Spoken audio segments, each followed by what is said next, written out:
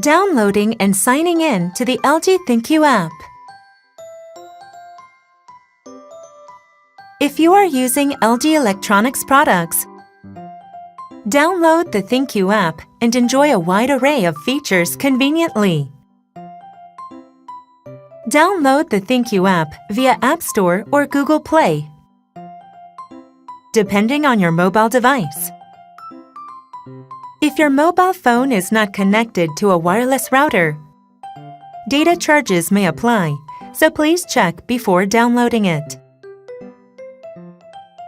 Now let's find out how to sign in to the ThinQ app with an LG account. Open the ThinQ app on your smartphone.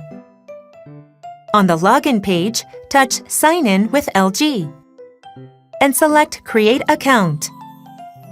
Check off Terms of Use and Privacy Policy and click on OK. Enter the information needed to create a new account and click on OK. You will then receive a verification email via the address you entered. Open the email. Click on the Confirm button, and the registration process will then be completed. Open the ThinQ app again and sign in to the newly created account. Enter a username you want to use and touch the Done button. And that brings us to the end.